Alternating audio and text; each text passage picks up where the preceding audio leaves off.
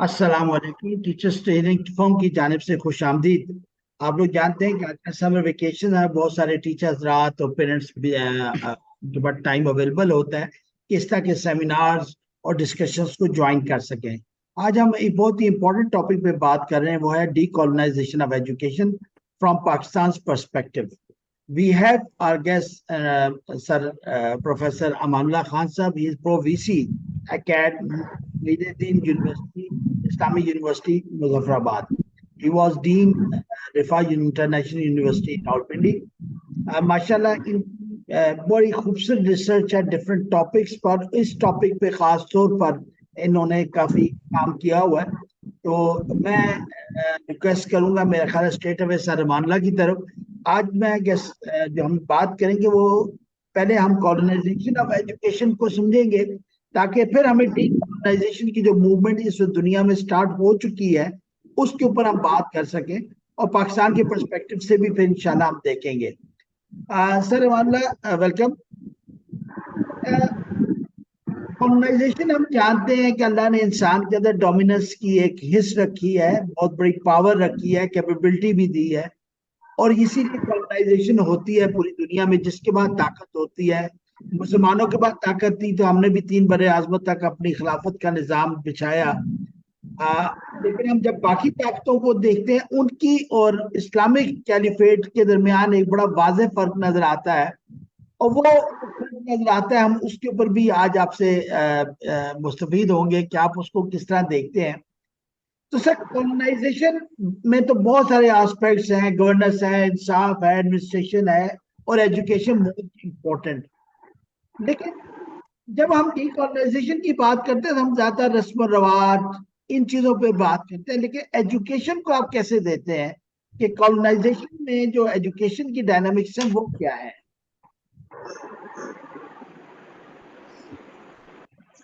जज़ाकल्लाह खैर राशिद भाई। नहमदुहु व नसल्ली अला रसूलिल करीम। सबसे पहले तो मैं एक दो क्लैरिफिकेशंस दे दूं। मैं इस वक्त प्रो वाइस चांसलर हूँ मोहिउद्दीन इस्लामिक यूनिवर्सिटी, उत्तराखंड में है, नीरिया शरीफ, मुजफ्फराबाद नहीं। तो इस नीरिया शरीफ उत्तराखंड में है। तकरीबन 2 साल हुए इनके साथ। उससे पहले I was with Rifa International University, उससे पहले इंटरनेशनल इस्लामिक यूनिवर्सिटी, और फिर उससे पहले Quaid-e-Azam university. So I started my academic career in 1976 from Quaid-e-Azam university. उससे पहले कुछ चंद साल कॉर्पोरेट वर्ल्ड में गुजारे, तो फिर उसके बाद आ गए एकेडमिया में, और फिर जिंदगी इसी में अल्हम्दुलिल्लाह गुजारी है, चल रही। ये जो टॉपिक है डीकोलोनाइजेशन, इस पे जो राशिद भाई से बात हुई वो ये है कि ये इतना आसान टॉपिक भी नहीं है, और जैसे अभी मुझे इन्होंने बताया कि शायद किसी साथी ने ये भी कहा कि ये कंट्रोवर्शियल टॉपिक है। तो कंट्रोवर्शियल टॉपिक पे ही बहस होती है, उसी पे डिस्कशन चलती है, और कंट्रोवर्सीज ही नॉलेज को आगे लेके चलती हैं। तो ये बड़ी अच्छी बात है। मैं उम्मीद करता हूँ कि जिस साथी ने ये कहा उससे आज मुझे सीखने का इंशाल्लाह मौका मिलेगा। तो राशिद भाई से ये बात हुई थी कि हम इस पे एक सीरीज ऑफ लेक्चर्स रखें। जो टाइम इस वक्त होता है वो 20 से 25 मिनट राशिद साहब मुझे देते हैं बात करने पे। तो प्रोफेसर तो 20 से 25 मिनट में वार्म अप भी नहीं होता, तो फिर बात अभी शुरू होती है तो बात खत्म हो जाती है। तो हम इंशाल्लाह इस पे एक सीरीज करेंगे। आज का जो मेरे ज़हन में ये था वो ये था कि हम पहले ये समझ लें कि इंसानी जहन हमारा जो है वो किस तरीके से काम करता है, इस पे हम किस तरीके से असरअंदाज होते हैं, और ये जो एजुकेशन है वो इसको किस तरीके से कंडीशन करती है। फिर उसके बाद आगे बात चलेगी, जब ये बात समझ में आ जाए कि हमारा जहन इंफॉर्मेशन को कैसे रिसीव करता, उसको फिर किस तरीके से मानी पहनाता है, और फिर अगली बात चलेगी कि कॉलोनाइज्ड एरा में या जो कॉलोनियल मास्टर्स थे उन्होंने एजुकेशन को as a tool for strengthening their colonization किस तरीके से इस्तेमाल किया, आज वो किस तरीके से इस्तेमाल हो रहा है ग्लोबलाइजेशन के नाम पे, तो वो सब बात तब समझ में आएगी जब हम थोड़ा सा पहले एक तमहीद ये कर लें कि हमारा जहन जो है वो इंफॉर्मेशन को किस तरीके से स्टोर करता है, और फिर हम जब कोई नई इंफॉर्मेशन आती है तो उसको किस तरीके से हम इन्फर करते हैं। अब सबसे पहले तो ये जहन में रखिए कि राइट फ्रॉम आवर चाइल्डहुड, बल्कि उससे भी पहले, यानी जब आप अभी दुनिया में आए नहीं होते तो और आप माँ के पेट में होते हैं, उस वक्त भी आपके जहन पे डाटा जाना शुरू हो जाता है। दोनों किस्म का डाटा उस पर जाता है, कॉग्निटिव भी और इमोशनल भी। और इसीलिए कहा जाता है कि भाई जो माएँ एक्सपेक्ट कर रही हैं उनसे अच्छे तरीके से बर्ताव किया जाए, वो अच्छी बातें सुने, अच्छी खुराक खाएं, and so on so fourth. मतलब एक साइंटिफिक हकीकत है कि बच्चे पे उसका असर पड़ता, उसमें डिफरेंस ऑफ ओपिनियन हो सकता है कितना असर पड़ता है, कब पढ़ना शुरू होता है। मसलन ये भी एक डिबेट है कि कॉन्शियसनेस कब आना शुरू होती है, माँ के पेट में ही आना शुरू हो जाती है या फिर ये उसके बाद आती है। अगर पेट में आना शुरू होती है तो कब आती है, ये सारे डिफरेंट ओपिनियंस बहरहाल इस पे मौजूद है। लेकिन मैं जो आपसे बात करूंगा वो ये है कि जो अमूमी एक मैं उसे कंसेंसस तो नहीं कहूंगा, लेकिन ये कि एक अमूमी मेजॉरिटी की ओपिनियन जो है वो आपके सामने मैं रख रहा हूं। तो ये एक फैक्ट है कि जो डाटा या इंफॉर्मेशन इंसानी जहन के अंदर जाती है, इंसानी जहन उसके नक्शे बनाता है, जिसको आप कहते हैं जहनी खाके या मेंटल मॉडल्स। इसको अगर बहुत आसान आप समझना चाहें तो ये इस तरीके से है कि जैसे ये हमारा कंप्यूटर है, इसके बैक एंड पे बाइनरी सिस्टम चल रहा है, 0 और 1, और वो 0 और 1 के नक्शे बनते चले जाते हैं। ये ABC नहीं है, इसके पीछे A का अपना एक नक्शा है, B का अपना एक नक्शा है, अब ये जो तस्वीर बनी हुई है इसका अपना एक नक्शा है, और वो सारे के सारे नक्शे 0 और 1 की शक्ल में होते हैं। इसी तरीके से आपके जहन के जो न्यूरॉन्स हैं वो भी वो आपस में कनेक्ट होके तो आपके नक्शे बनाते हैं। अच्छा, इसको आप कह सकते हैं कि मेमोरी। अब ये नक्शे जो हैं, क्या ये लॉन्ग टर्म मेमोरी में सेव होते हैं या शॉर्ट टर्म मेमोरी में सेव होते हैं, और इनका हमारे फैसलों पे किस तरीके से जिंदगी में असर होता है, ये बड़ी अहम बात है। लिटरेचर में इस पे 3 स्कूल ऑफ थॉट आप कह लीजिए। कुछ लोग हैं वो कहते हैं कि जी ये जो जहनी नक्शे बनते हैं या ये जहनी खाके बनते हैं, ये आपके लॉन्ग टर्म मेमोरी में सेव होते हैं। एक स्कूल ऑफ थॉट ये है कि नहीं, ये आपकी जो वर्किंग मेमोरी है ये उसमें आते हैं। और तीसरा जो है वो एक हाइब्रिड है, कहते हैं कि जी नहीं, ये लॉन्ग टर्म में भी होते हैं और ये आपके वर्किंग मेमोरी में भी मौजूद होते हैं। और जो भी नई इंफॉर्मेशन आती है आप उसको मानी जो पहनाते हैं वो उन खाकों के जेरे असर पहनाते हैं। इसकी मिसाल अगर मैं आपको दूं कि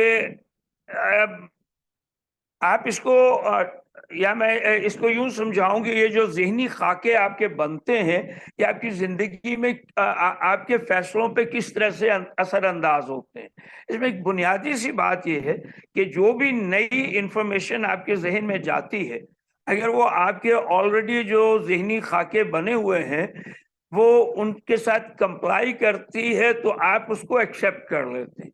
इसको साइकोलॉजी में वैसे भी कंफर्मिंग एविडेंस ट्रैप कहते हैं कि आप उस राय को, उस बात को फौरन मानने को तैयार होते हैं जो आपके ऑलरेडी स्टोर्ड आपके जहनी खाके हैं या आपकी अजम्पशंस हैं, आपके अकायद हैं, आपके एक्सपीरियंसेस हैं, आपका अपने सब्जेक्ट का नॉलेज है, वो सारे का सारा आपके खाकों की सूरत में, नक्शों की सूरत में ज़हन में मौजूद। اور جب آپ اس کو ریٹریو کرتے ہیں، مثلا کمپیوٹر میں جب آپ فائل ریٹریو کرتے ہیں تو آپ نے جیسے سیو کی تھی وہ ویسے ہی ریٹریو ہو جاتی ہے، لیکن ذہن کی جو آپ کی ہارڈ ڈسک ہے، جب آپ اس سے انفارمیشن کو ریٹریو کرتے ہیں اپنی، تو وہ ان آپ سمجھ لیجئے کہ نقشوں میں سے ہوتا ہوا اوپر آتا ہے، اور پھر کیا ہوتا ہے اس کا نتیجہ کہ وہ جو ایکچوئل واقعہ ہوا ہوتا ہے، یا جو ایکچوئل آپ کی ازامپشن ہوتی ہے، جو آپ نے سیو کی ہوئی ہوتی ہے، وہ ایگزیکٹ اسی صورت میں آپ کو واپس نہیں ملتی۔ اس کو آپ یوں سمجھ لیجئے کہ اگر آپ کسی ایک کا ایونٹ میں 4 یا 5 دوست اکٹھے گئے ہیں، شادی میں گئے ہیں یا پکنک پہ گئے ہیں یا کہیں پہ بھی گئے ہیں، سوری، تو اگر آپ 3 یا 4 مہینے بعد آپس میں بیٹھ کے اس کو ریکال کرنا چاہیں تو آپ کو پتا چلے گا کہ ہر بندہ ڈفرینٹ یادداشت ریکال کر رہا ہے، حالانکہ ایونٹ ایک ہی ہے۔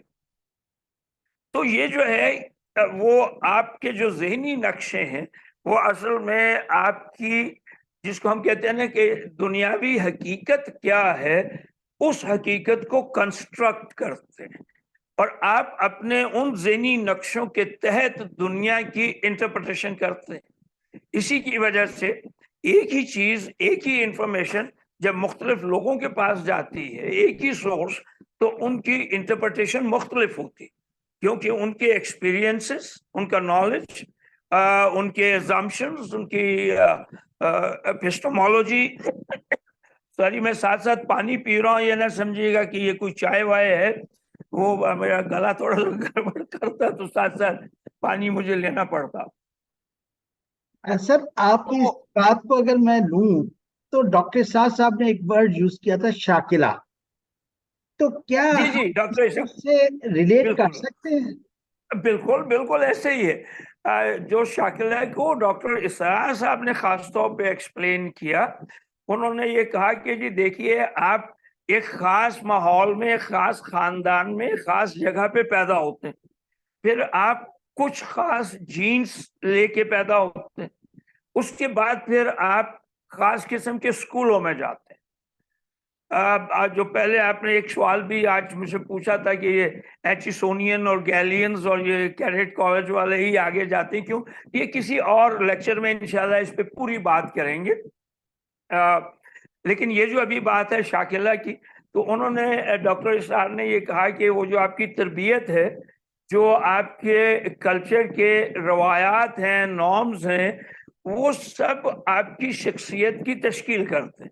اور انہوں نے کہا کہ شاکلہ کو آپ ایسے سمجھ لیں کہ جیسے ایک ڈائی بن جاتی ہے، اس ڈائی میں آپ تانبا پگھلا کے ڈال دیں گے تو اس کی شکل وہ بن جائے گی، سونا ڈال دیں گے تو سونا بھی اسی شکل میں بن جائے گا۔ تو یہ شاکلہ جو ہے، یہ انفیکٹ آپ کی ایک ڈائی بنتی ہے۔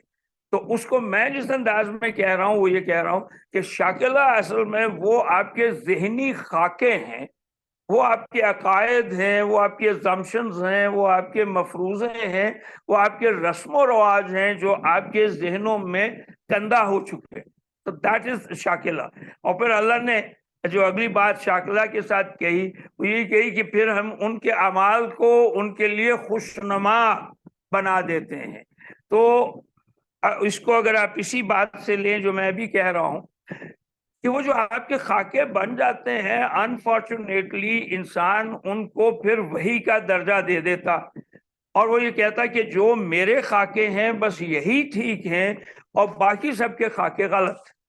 ابھی ایک اور گروپ ہے ہمارا، اس میں وہ سائنس اینڈ قرآن پہ بات کرتے رہتے ہیں، تو اس میں اکثر لوگ آپس میں اس بات پہ جھگڑتے ہیں کہ یار اتنی واضح بات ہے اور تم سمجھ نہیں رہے ہو۔ تو میں نے پھر ان سے کہا کہ جی دیکھیے، یہ جو واضح والا مسئلہ ہے وہ اس طریقے سے ہے کہ جو میرے لیے واضح ہے وہ دوسرے کے لیے واضح نہیں ہے، اس کا واضح اور میرا واضح جو ہے وہ دونوں مختلف ہیں۔ اسی لیے ہمارے مسالک مختلف ہوتے ہیں، ہماری اوپینینز مختلف ہوتی ہیں، ہماری لائلٹیز مختلف ہوتی ہیں، اس لیے کہ ہماری شاکلہ مختلف ہوتی ہے۔ تو ایک تو یہ بات آپ سمجھ لیجئے کہ جو بھی نئی انفارمیشن آپ کے پاس آئے گی، آپ اس کو اپنی شاکلہ کے مطابق انٹرپریٹ کریں گے، اس کو خاص मैनीपन आएंगे। फिर यूं आप इसको थोड़ा और अगर मैं एक्सप्लेन करूं तो इस तरीके से कि अगर मैंने पीएचडी मैथमेटिक्स किया है तो मैंने मैथमेटिक्स की एपिस्टेमोलॉजी इस्तेमाल की है, वो सीखी है। और वो जो एपिस्टेमोलॉजी है उसकी, या उसको आप कह लें, ये एग्जैक्ट मतलब तो नहीं है उसका, लेकिन ये कि तरीका इस्तदलाल जो है वो मैथमेटिक्स का अपना है, मैनेजमेंट साइंसेस का अपना है, इकोनॉमिक्स का अपना है, हर चीज हर डिसिप्लिन का अपनी एपिस्टेमोलॉजी। उस तरीका इस्तदलाल से फिर आप बाहर नहीं निकल पाते। आप अगर मैथमेटिशियन हैं और आप केमिस्ट्री की किसी प्रॉब्लम पे बात कर रहे हैं तो आप जो एनोलॉजी ड्रा करेंगे वो अपनी मैथमेटिकल एपिस्टेमोलॉजी से ड्रा करेंगे।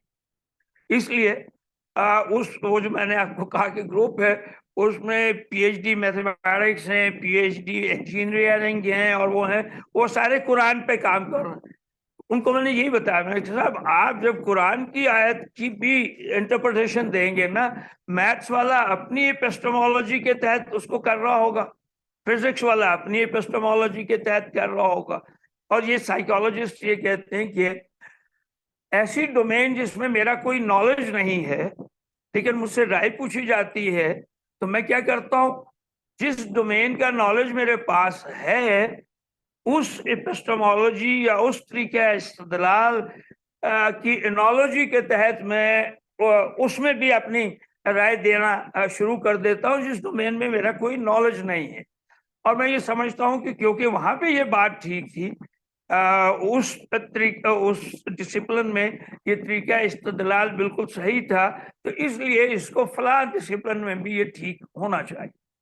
तो ये तो सब बुनियादी सी बातें हैं, इस पे बहुत लंबी बहस हो सकती है, लेकिन मैं जो आपके साथ अर्ज कर रहा हूँ कि अगर हम ये समझना चाहें कि एजुकेशन का इम्पैक्ट क्या है और कॉलोनियल पावर्स ने इसको किस तरीके से इस्तेमाल किया, या आज का पॉलिटिशियन, आज का मार्केटिंग मैन, आज का ये जो सेल्समैन इस चीज को किस तरीके से एक्सप्लॉइट करता है, ये एक अलग टॉपिक है। किसी वक्त मौका मिला तो इस पे बात करेंगे।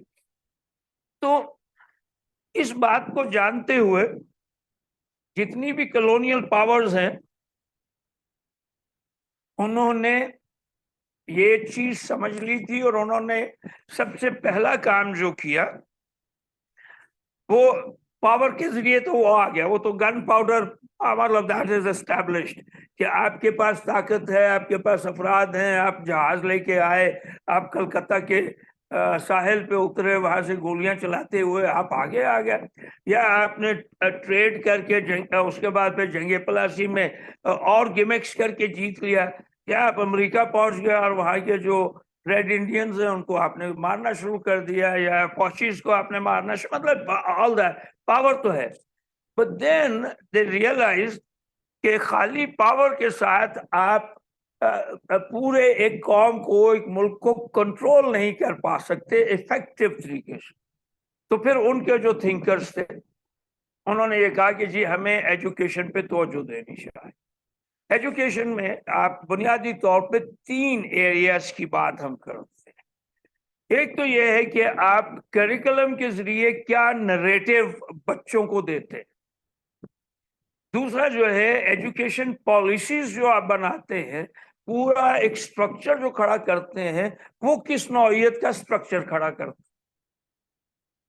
और तीसरी बात फिर ये है कि जो आपका माहौल, आप क्योंकि जब हम करिकुलम की बात करते हैं तो करिकुलम सिर्फ टेक्स्ट बुक्स और सिलेबस का नाम नहीं है, उसमें हर वो चीज शामिल है जो आपकी उस लर्निंग में कुछ ना कुछ असरअंदाज होती है, चाहे वो बिल्डिंग है, चाहे वो उसका एनवायरनमेंट है, तो वो सारा कुछ है।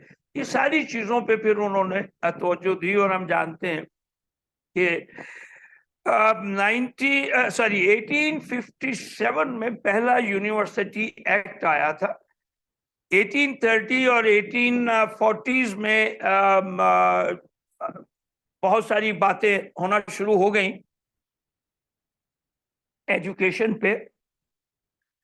اور اس میں لارڈ میکالے کا مشہور ہے، پھر اس میں ہنٹر تھے، پھر پنجاب یونیورسٹی، اب نام مجھے یاد نہیں رہتے، اور تھوڑا سا کیونکہ ٹائم کی کمی کی وجہ سے میں سلائیڈز اپنے سامنے ہی نہیں رکھ رہا، لیکن یہ بہت سارے نام ہیں ان کے کہ انہوں نے کس طریقے سے یہ سارا کچھ کنسیو کیا۔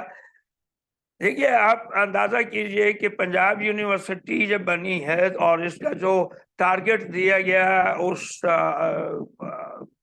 گورے کو، اور اس نے اس کو کیسے اچیو کیا، آپ نے یک جنبش قلم میڈیم آف انسٹرکشن جو ہے وہ تبدیل کر دیا، اور ایک پڑھا لکھا پنجاب رات کے اندر اندر الٹریٹ ہو گیا۔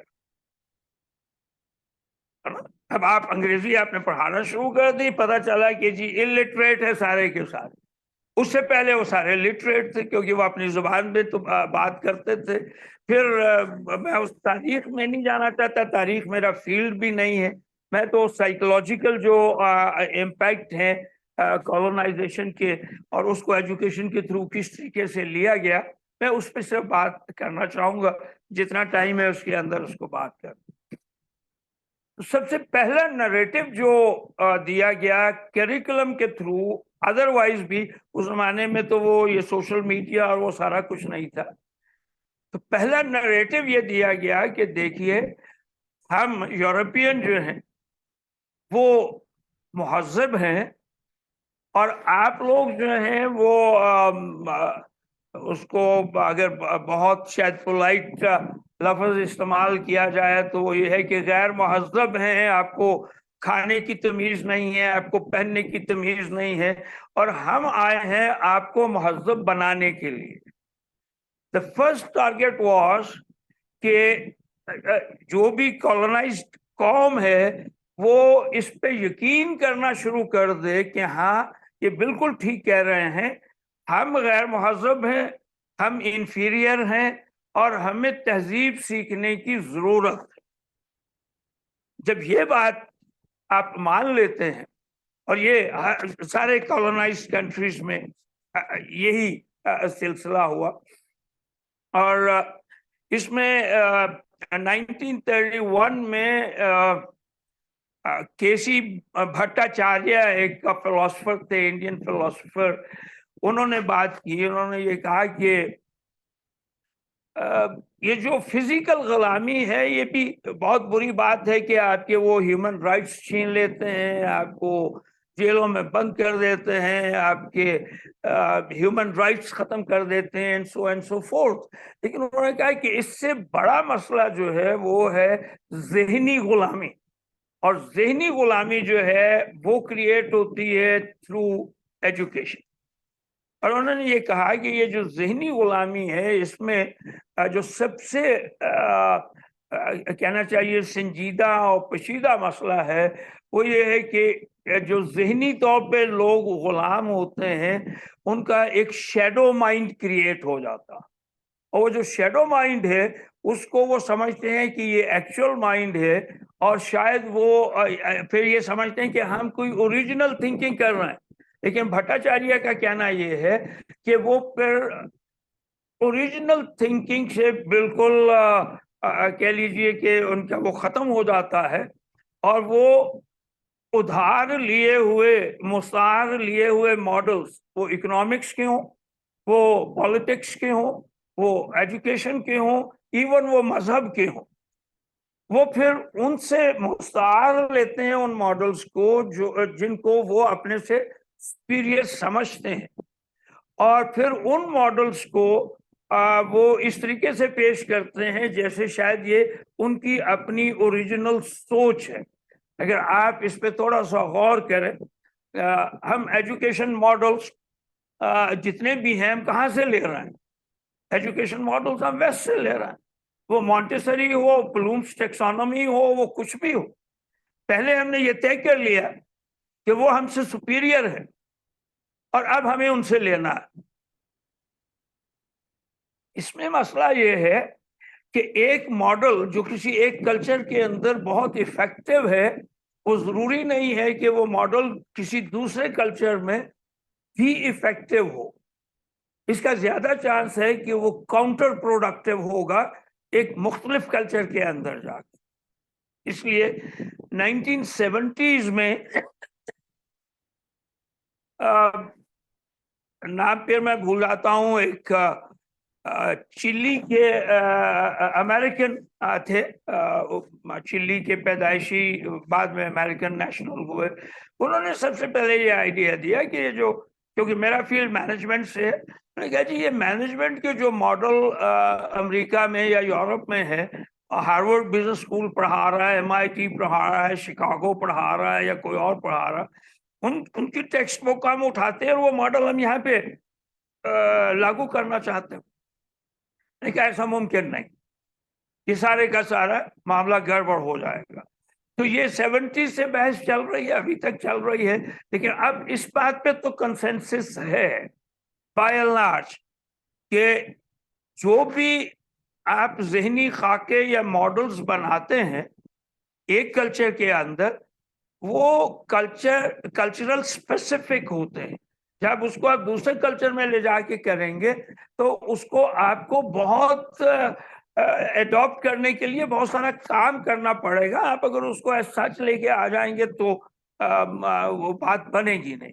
اس لیے میرے خیال میں جو، اگر میں اس کو بہت آسانی سے ایکسپلین کرنا چاہوں تو ہم نے Islamic banking, Islamic finance, Islamic economics, Islamic کیا ہم نے اکنامکس کا ماڈل اٹھایا کیپٹلزم کا، اور پھر ہم نے اس پہ گرین رنگ کا برش لے کے اس کو پھیرا، اور پھر وائٹ رنگ سے اس کے اوپر لکھا الحمدللہ، اور ہم نے کہا یہ اسلامک اکنامکس ہو گئی. اسی طریقے سے بینکنگ. دیکھیے یہ جب آپ انشاءاللہ بات کریں گے لینگویج پہ تو اس میں اس پہ بات کروں گا. آپ کی ہر اصطلاح جو ہے اس کی ایک خاص کنوٹیشن. بینک اسلامک ہو ہی نہیں سکتا، بینک کی اپنی ایک خاص کنوٹیشن ہے. جب بینک کا نام آئے گا تو اس کی ایک پوری ہسٹری ہے، اس کی لیگیسی ہے. اس لیے اگر آپ کو کوئی اسلامک چیز کرنی ہے تو اس اسلامک فائنینشیل انسٹیٹیوشن کا نام بینک سے ہٹا دیں اور کوئی اور نام رکھیں، اور پھر اس کو لے کے چلیں. یہ سائیکولوجیکل ایشوز ہیں، یہ آپ کے دماغ پہ اثر انداز ہوتے ہیں. یہ جس طریقے سے ہم نے یہ ٹرم شروع کی اسلامائزیشن آف نالج، نالج سے اسلامائز نہیں ہوتا ہے. وہ تو ہم یہ کہہ رہے ہیں کہ جی ہاں جو اکنامکس انہوں نے بتائی ہے وہ ٹھیک ہے، لیکن اس میں سے یہ نکال دیں تو بس پہ ٹھیک ہے. نہیں، آپ کو قرآن اور سننا سے لے کے بات چلنی پڑے گی، اسکریچ سے لے کے چلنی پڑے گی. ہمارا اپنا ماڈل ہے، جب تک آپ میں یہ کانفیڈنس نہیں آتا ہو بات تھوڑی ادھر ادھر نکل گئی. دیکھیے میں جو کلونیل ماسٹرز ہیں انہوں نے سب سے پہلے یہ کیا کہ آپ کے بچوں کے لیے ایک اسٹینڈرڈائزڈ کریکولم انہوں نے دیا سر. انڈیا میں. انہوں نے کہا کہ جی سر ڈی پرمیشن ابھی میں آپ سے ریکویسٹ کروں گا، آپ نے جو ابھی تک بات کی اس میں تو بہت سارے کوشچنز میرے ہی بن گئے ہیں، لیکن بعد انشاءاللہ ہم، میرا خیال ہے 5 منٹس کی بریک کرتے ہیں. 10:50 ہو گئے ہیں، 10:55 پہ دوبارہ ملیں گے تو سپیکرز جو ہیں ڈائریکٹ آپ سے انشاءاللہ کوشچن پوچھ سکیں گے. ادروائز میرے پاس تو پوری ایک لسٹ بن گئی ہے اب کوشچنز کی، تو انشاءاللہ اصل میں آپ سے ریکویسٹ کروں، آپ کچھ ایک کام ایسے کیجئے کہ کوئی ایک دو دن کی ورکشاپ رکھے جس میں فزیکلی آمنے سامنے بیٹھے، جو ساتھی آ کے اس میں اٹینڈ کریں، کچھ مجھے بھی سیکھنے کا موقع ملے. جو میں بولتا رہوں گا تو آپس میں ایک انٹریکٹیو سا سیشن ہو اور پھر پوری بات ہو جائے. مطلب اگر بات ادھوری رہ جائے تو وہ بات خطرناک ثابت ہوتی ہے. لیکن بہرحال ابھی 5 منٹ کی بریک کر لیتے ہیں، پھر جیسے آپ کہتے 10:55 پہ انشاءاللہ سر ہم دوبارہ ملتے ہیں. جی رائٹ. جزاک اللہ سر. السلام علیکم ورحمۃ اللہ.